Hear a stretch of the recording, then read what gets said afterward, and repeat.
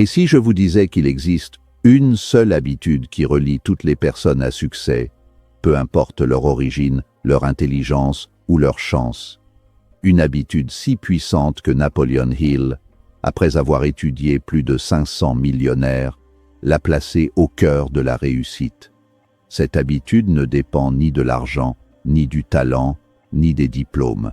Pourtant, la majorité des gens la négligent et restent bloqués toute leur vie. Dans cette vidéo, vous allez découvrir cette habitude, pourquoi elle change tout et comment l'adopter dès aujourd'hui. Regardez jusqu'à la fin, car la dernière partie peut transformer votre avenir. 1. L'observation de Napoleon Hill. Pour comprendre la genèse de la philosophie du succès, il faut remonter à l'origine de la quête monumentale de Napoleon Hill. Tout a commencé par une rencontre fatidique avec Andrew Carnegie, l'homme le plus riche du monde à l'époque, le roi de l'acier. Ce dernier, persuadé que le succès n'était pas le fruit du hasard ou de la chance, mais le résultat de l'application de principes immuables, a mis au défi le jeune journaliste Hill. Le défi était de consacrer les 20 prochaines années de sa vie, sans rémunération directe de Carnegie, à interviewer, analyser et décortiquer la vie des hommes et des femmes les plus puissants de l'Amérique. Hill a accepté. Ce qu'il a découvert au cours de ces 2 décennies allait devenir la pierre angulaire de toute la littérature de développement personnel moderne. Hill a eu accès aux esprits les plus brillants du XXe siècle, Thomas Edison, Henry Ford, Harvey Firestone, Alexander Graham Bell et bien d'autres. Ce qui a immédiatement frappé Hill, ce n'était pas leurs origines, car elles étaient disparates. Certains venaient de la pauvreté la plus abjecte, d'autres de milieux plus aisés. Ce n'était pas non plus leur niveau d'éducation formelle. Edison, par exemple, n'avait passé que 3 mois sur les bancs de l'école. Ce n'était pas non plus leur secteur d'activité, qui variait de l'industrie lourde à l'invention scientifique en passant par la politique. La variable constante, le fil rouge invisible qui reliait toutes ces destinées exceptionnelles, résidait dans la qualité de leurs pensées et plus spécifiquement dans la précision chirurgicale de leurs intentions. L'observation centrale de Hill est que la réussite ne frappe jamais à la porte de ceux qui ne l'attendent pas ou qui ne savent pas à quoi elle ressemble. Les plus grands accomplissements de l'histoire, qu'il s'agisse de l'invention de l'ampoule électrique ou de la démocratisation de l'automobile, ont commencé sous la forme d'une pensée claire, cristallisée dans l'esprit de leur créateur. Hill a noté que ces individus ne se contentaient pas de vouloir quelque chose. Le mot « vouloir » est faible, passif et souvent teinté de manque. Au contraire, ces leaders possédaient une image mentale si nette de leur objectif final qu'ils pouvaient la décrire dans les moindres détails bien avant qu'elle ne se matérialise. Cette clarté d'objectif agit comme un filtre pour le cerveau. Dans un monde saturé d'informations et de distractions, l'esprit humain a besoin d'une directive précise pour fonctionner efficacement. Hill a observé que lorsque l'objectif est flou, l'énergie mentale se disperse. C'est comme essayer d'allumer un feu avec une loupe en bougeant constamment la main. La chaleur ne se concentre jamais assez pour créer l'étincelle. En revanche, les hommes que Hill a étudiés maintenaient leur loupe mentale fixée sur un point unique avec une stabilité inébranlable. Ils savaient exactement ce qu'ils voulaient, pourquoi ils le voulaient et quand ils comptaient l'obtenir. L'observation de Hill va plus loin en touchant à la métaphysique de la pensée. Il postulait que les pensées sont des choses. Thoughts are things. Il a découvert que ces industriels traitaient leurs idées non pas comme des abstractions vaporeuses, mais comme des plans d'architecture réels. Pour eux, l'usine qui n'existait pas encore physiquement était déjà construite mentalement. Cette capacité à voir l'invisible est ce qui leur permettait de faire l'impossible. Ils vivaient dans la réalité de leur objectif accompli, bien avant que le monde extérieur ne puisse en voir la preuve tangible. C'est cette projection mentale qui dictait leurs actions quotidiennes, leurs décisions et leurs réactions face aux obstacles. En analysant des milliers de personnes considérées comme des échecs en parallèle des 500 millionnaires, Hill a remarqué un contraste saisissant. Les personnes en situation d'échec avaient une vision de la vie basée sur la réaction. Elles attendaient de voir ce que la journée leur apporterait. Elles espéraient des jours meilleurs sans plan pour les créer. À l'inverse, l'élite étudiée par Hill fonctionnait par proaction. Ils ne subissaient pas leur environnement. Ils le façonnaient pour qu'il corresponde à leur vision intérieure. Ils ne laissaient pas les circonstances dicter leur destin. Ils créaient des circonstances favorables par la force de leur clarté. Cette observation fondamentale démolit le mythe du génie inné. Hill a démontré que le succès n'est pas réservé à ceux qui naissent avec des talents supérieurs, mais à ceux qui parviennent à organiser leurs facultés mentales autour d'un but défini. Henry Ford, souvent cité par Hill, n'était pas un homme particulièrement érudit au sens académique, mais il savait s'entourer et diriger son énergie vers un but unique, le moteur à combustion et la production de masse. Sa réussite n'était pas technique, elle était psychologique. Il savait ce qu'il voulait, et c'est cette certitude qui a plié la réalité à sa volonté. En conclusion de cette première section, l'héritage de l'observation de Hill est un appel à la responsabilité intellectuelle. Il nous enseigne que le point de départ de toute richesse, qu'elle soit financière, spirituelle ou relationnelle, est la définition d'un but. Sans cette boussole interne, l'individu est condamné à errer, ballotté par les vents de l'opinion publique et les tempêtes économiques. Le succès commence donc toujours dans l'esprit, par un acte de définition conscient, délibéré et précis, avant de pouvoir espérer se manifester dans la matière. 2. L'habitude clé, la détermination absolue.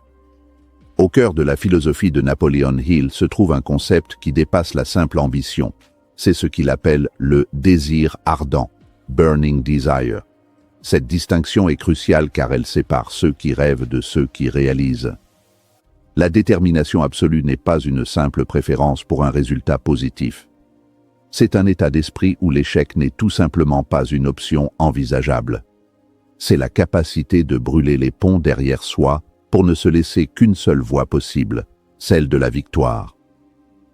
Hill illustre souvent ce concept par l'histoire de guerriers antiques qui, débarquant en terre ennemie, brûlaient leurs propres navires. En regardant leurs bateaux partir en fumée, ils comprenaient qu'ils n'avaient plus le choix, vaincre ou périr. C'est cette psychologie de l'inéluctable que les personnes à succès appliquent à leurs objectifs. La détermination absolue transforme la nature même de l'objectif. Ce n'est plus quelque chose que l'on aimerait bien avoir, cela devient une nécessité vitale, comparable au besoin de respirer. Hill explique que la nature humaine est conçue de telle sorte que lorsque nous nous coupons de toute possibilité de retraite, nos ressources cachées s'activent. L'esprit, acculé par une décision irrévocable, devient infiniment plus créatif, résilient et perspicace. C'est l'habitude de ne jamais se laisser de plan B. Le plan B, selon Hill, est souvent une béquille psychologique qui nous autorise inconsciemment à ne pas tout donner pour le plan A. Les grands réalisateurs éliminent cette béquille. Prenons l'exemple d'Edwin C. Barnes, dont l'histoire ouvre « Réfléchissez et devenez riche ».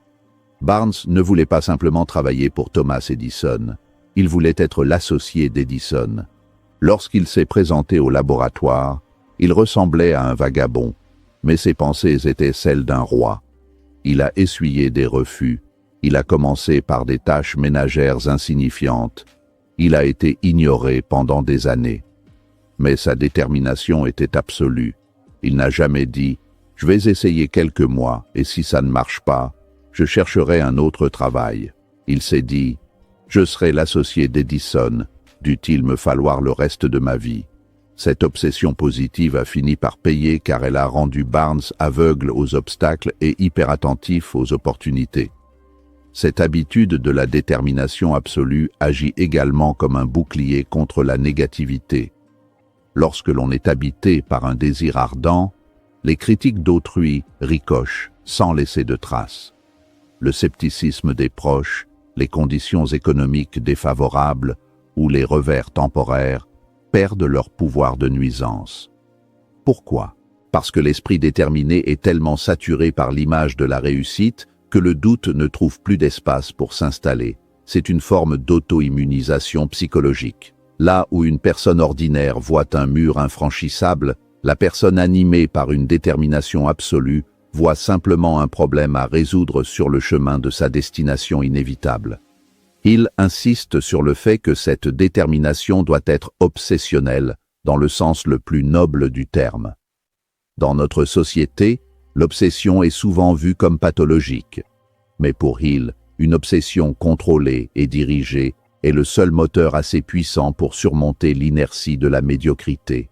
C'est cette énergie qui vous fait vous lever plus tôt, qui vous pousse à apprendre cette compétence supplémentaire, qui vous donne le courage de passer ce coup de fil effrayant.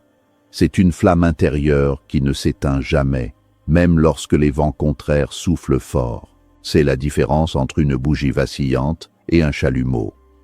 De plus, cette détermination envoie un signal puissant au subconscient. Hill, précurseur dans la compréhension des mécanismes mentaux, expliquait que le subconscient ne réagit pas aux souhaits tièdes. Il ne s'active véritablement qu'en réponse à des émotions fortes et à des directives impératives. La détermination absolue, chargée d'émotions et de foi, imprime l'objectif dans le subconscient. Une fois programmé, ce dernier commence à travailler jour et nuit, attirant des ressources, des idées et des personnes en harmonie avec ce but. C'est ce que certains appellent la loi de l'attraction, mais Hill le présente comme une loi psychologique et pratique. Enfin, l'habitude de la détermination absolue change votre identité. Vous cessez d'être une personne qui cherche le succès pour devenir une personne qui exprime le succès. Votre posture change, votre voix s'affermit, votre regard se précise. Les autres sentent cette détermination et, instinctivement, se poussent pour laisser passer l'homme ou la femme qui sait où il va. Le monde a tendance à s'aligner sur ceux qui font preuve d'une volonté inflexible. Comme le disait Hill, le succès n'est pas quelque chose que l'on poursuit, c'est quelque chose que l'on attire en devenant la personne capable de le porter, et cette transformation commence par la décision irrévocable de réussir, quoi qu'il en coûte. En résumé, la détermination d'un but précis n'est pas une simple étape administrative de fixation d'objectifs. C'est un engagement existentiel. C'est un pacte que l'on signe avec soi-même, promettant que l'on ne s'arrêtera pas tant que la vision ne sera pas devenue réalité. C'est cette intensité, cette absence d'excuses et ce refus du compromis qui constituent l'habitude clé des géants que Hill a étudiée. 3. Pourquoi la majorité échoue? Si le succès repose sur des principes logiques, pourquoi est-il si rare? Napoleon Hill a consacré une grande partie de son œuvre, notamment dans son manuscrit « Plus malin que le diable », à analyser l'anatomie de l'échec. Sa conclusion est sans appel. La majorité des gens échouent, non pas à cause d'un manque de talent, d'intelligence ou d'opportunité, mais à cause d'un manque fondamental de clarté et de direction. C'est ce que Hill appelle le phénomène de la dérive, drifting. Le dériveur est celui qui se laisse porter par le courant de la vie, acceptant tout ce qui lui arrive sans jamais exercer son droit de choisir sa propre destination. La tragédie de la majorité réside dans le flou artistique de leurs ambitions. Si vous arrêtez 100 personnes dans la rue et leur demandez ce qu'elles veulent le plus au monde, la plupart répondront par des généralités. Je veux être heureux, je veux être riche, je veux un bon travail, je veux être en sécurité. Bien que ces désirs soient légitimes, ils ne constituent pas des objectifs. Pour l'univers et pour le cerveau humain, ces demandes sont trop vagues pour être exaucées. Être riche, cela signifie quoi? 10 000 € ou 10 millions? Être heureux, comment cela se traduit-il concrètement au quotidien? Sans définition précise, le cerveau ne peut pas élaborer de stratégie. Hill comparait souvent cet état à un navire sans gouvernail. Peu importe la puissance des moteurs ou la compétence de l'équipage, si le capitaine ne donne pas de cap précis, le navire tournera en rond jusqu'à épuisement du carburant. C'est exactement ce qui arrive à la plupart des gens. Ils dépensent une énergie considérable à travailler dur, à s'inquiéter, à s'agiter, mais comme cette énergie n'est pas focalisée sur un point précis, comme un rayon laser, elle se dissipe sans produire de résultats durables. Ils confondent mouvement et progrès, agitation et action. L'absence de direction claire engendre un ennemi mortel, L'indécision. L'indécision est la graine de la peur. Lorsqu'on ne sait pas exactement ce que l'on veut, on hésite. On remet au lendemain, on demande l'avis de tout le monde. Cette hésitation chronique cristallise le doute en soi. Au premier obstacle, l'esprit indécis se dit « peut-être que ce n'était pas fait pour moi » et abandonne. À l'opposé, celui qui a un but précis ne voit pas l'obstacle comme un signe d'arrêt, mais comme un détour nécessaire. L'indécision paralyse, tandis que la clarté mobilise. Une autre raison majeure de l'échec de masse est la peur de la critique, qui pousse les gens à rester dans le vague. Définir un objectif précis, c'est prendre un risque. C'est s'exposer au jugement si l'on échoue. Pour éviter cette douleur potentielle, la majorité préfère ne rien viser de spécifique. En ne visant rien, ils sont sûrs de ne pas rater leur cible, mais ils sont aussi sûrs de ne rien atteindre d'important. Cette médiocrité auto-imposée est un mécanisme de défense qui devient une prison. Il notait que les cimetières sont remplis de rêves jamais exprimés par peur du qu'en dira-t-on. Il a également observé que l'éducation traditionnelle échouait souvent à enseigner cette compétence vitale. On apprend aux enfants à mémoriser des faits, mais rarement à définir leurs propres objectifs de vie et à structurer leurs pensées pour les atteindre. En conséquence, les jeunes adultes entrent dans la vie active en attendant qu'on leur dise quoi faire, perpétuant ainsi le cycle de la dérive. Ils deviennent des employés modèles qui réalisent les objectifs des autres, faute d'en avoir pour eux-mêmes. L'échec n'est donc pas tant une chute qu'une stagnation, une lente érosion de l'âme par manque de but. De plus, l'esprit humain a horreur du vide. Si vous ne plantez pas délibérément les graines de la réussite, des objectifs clairs, dans le jardin de votre esprit, les mauvaises herbes de l'échec y pousseront automatiquement. Il n'y a pas besoin d'efforts pour échouer. Il suffit de ne rien décider. La négativité, la peur et la pauvreté sont les états par défaut de celui qui ne prend pas le contrôle de sa pensée. Comme le disait Hill, un esprit indécis attire l'échec, aussi sûrement qu'un aimant attire le fer, car il se laisse remplir par les circonstances ambiantes qui sont souvent négatives. En conclusion, la majorité échoue parce qu'elle ignore le pouvoir de la focalisation. Elle vit par défaut et non par dessein. Elle laisse le hasard décider de son sort. Pour sortir de cette masse statistique et rejoindre le petit pourcentage de ceux qui réussissent, la première étape est de briser le cycle de la dérive en osant définir, avec une précision mathématique, ce que l'on attend exactement de la vie. C'est la fin de l'ambiguïté qui marque le début du succès. 4. Comment adopter cette habitude? Passer de la théorie à la pratique est l'étape où la plupart des aspirants échouent. Napoleon Hill ne s'est pas contenté de diagnostiquer le problème. Il a fourni une ordonnance précise, une méthodologie en 6 étapes pour transformer un désir abstrait en réalité tangible. Adopter cette habitude ne demande pas de compétences surhumaines, mais une discipline rigoureuse. C'est un processus d'autoconditionnement visant à reprogrammer le subconscient, cette partie immergée de l'iceberg mental qui pilote 95% de nos comportements. Sans cette reprogrammation, la volonté consciente s'épuise rapidement. La première étape, comme nous l'avons vu, est de fixer un objectif précis. Il ne s'agit pas de dire « je veux beaucoup d'argent », mais de fixer un montant exact, au centime près. Cette précision force l'esprit à sortir du rêve pour entrer dans la planification. Mais la deuxième étape est souvent celle qui bloque les gens. Déterminez exactement ce que vous avez l'intention de donner en échange de ce que vous désirez. Il insiste sur le fait qu'il n'y a pas de réalité gratuite. Something for nothing. La loi de la compensation est inévitable. Allez-vous sacrifier vos loisirs? Allez-vous travailler 12 heures par jour? Allez-vous offrir un service d'une qualité exceptionnelle? Définir le prix à payer valide votre sérieux envers l'univers. La troisième étape consiste à fixer une date limite. Un objectif sans date est juste un rêve. La date crée une tension positive, une urgence qui mobilise l'action. Même si la date semble irréaliste, elle sert de point d'ancrage temporel pour votre subconscient.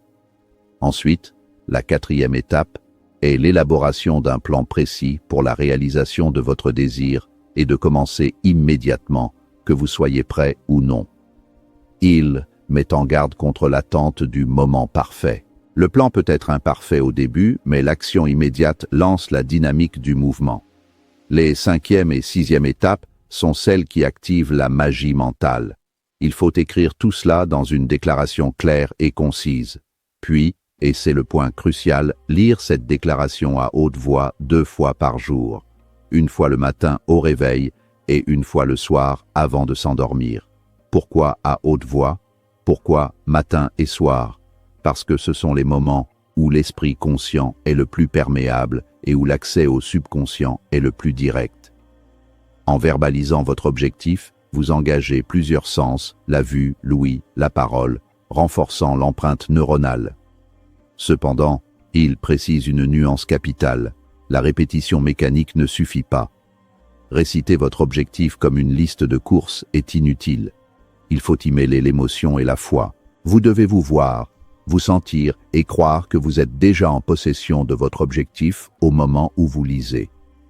C'est l'émotion qui sert de catalyseur. Une pensée sans émotion n'a pas de pouvoir d'action sur le subconscient.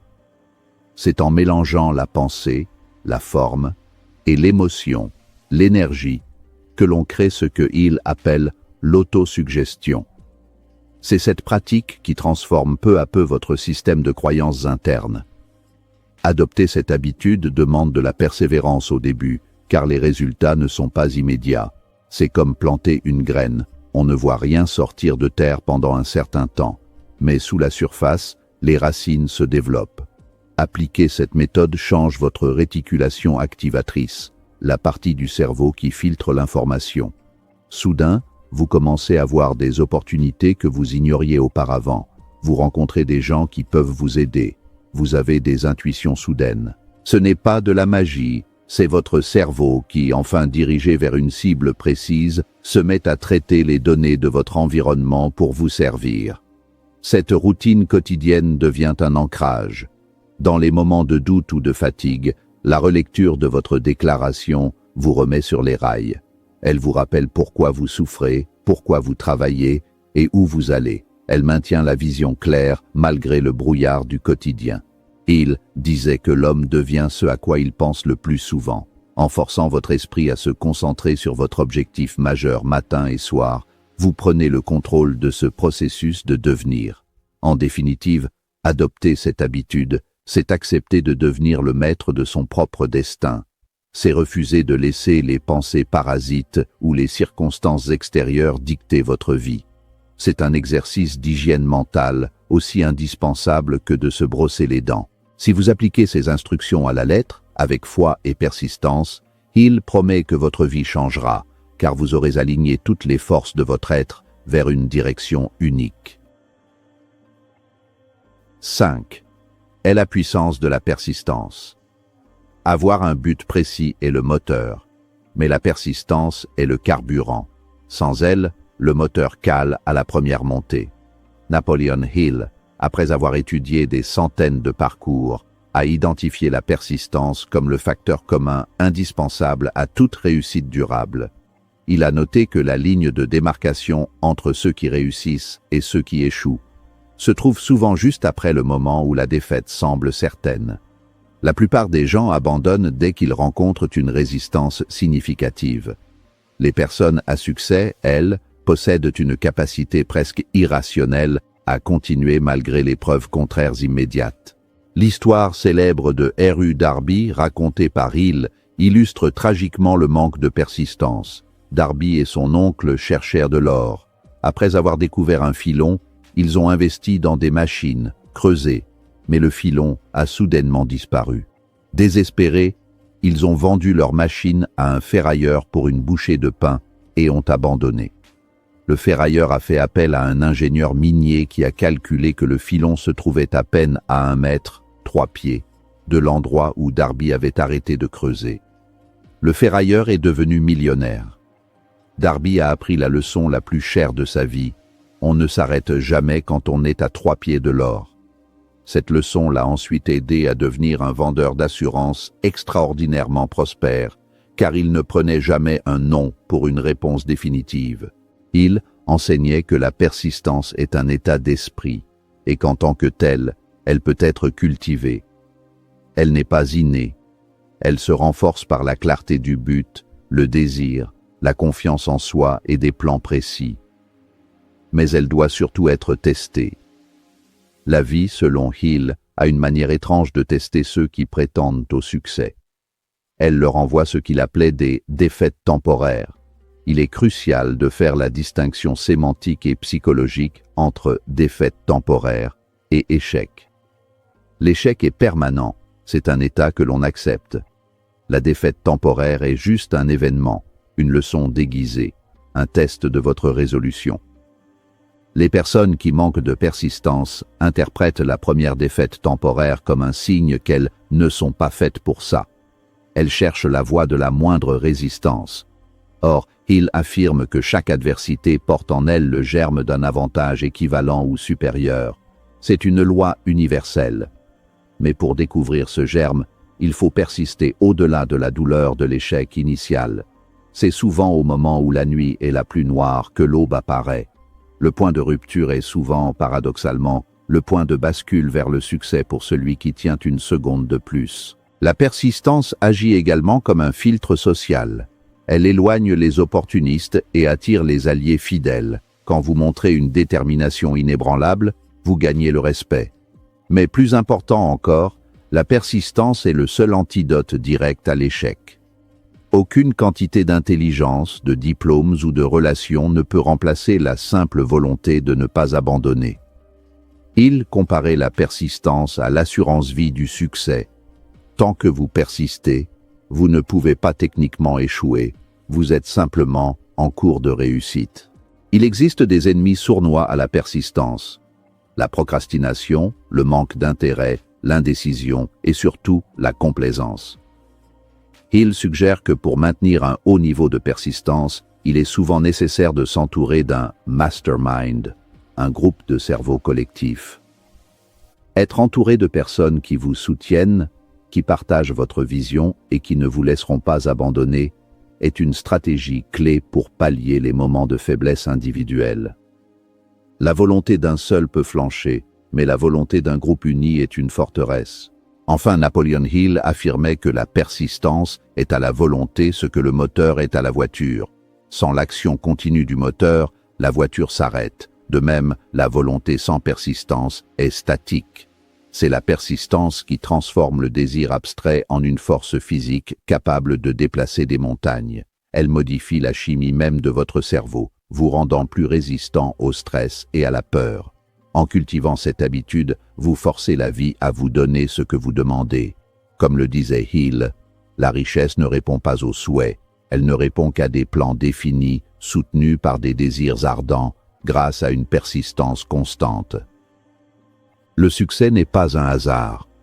Il commence par une décision ferme, répétée chaque jour, soutenue par l'action et la persistance. Si vous adoptez cette seule habitude, un but précis nourri par un désir ardent, votre vie ne pourra plus rester la même. La question n'est pas si cela fonctionne, mais si vous êtes prêt à l'appliquer dès maintenant.